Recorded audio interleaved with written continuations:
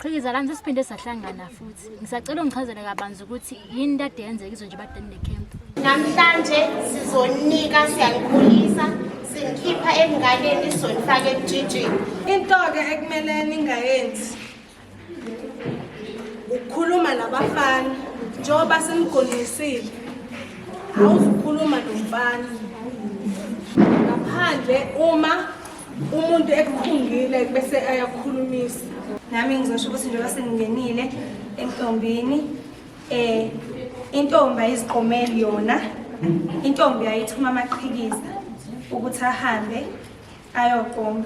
Ngakho-ke la emtombini akudlalwa, nizothumela thina njengosisibeni abadala ukuthi sihambe siyonika insizwa obusuyibonile ukuthi ifanelene nawe ulucu. Ngiyabonga. Ngeke ngezwa kuthiwa kade kubale kuthiwa ingane ezovuyisa nezanje zokugunda. Ukugunda kwazo ke ingane lokho kusuke kwenziwe kanti. Manje engizokuchaza ukuthi uma sesisuka la sizobe ekuseni sesihamba sesemfuleni sesenyophuca amakhanda kube nembunculu.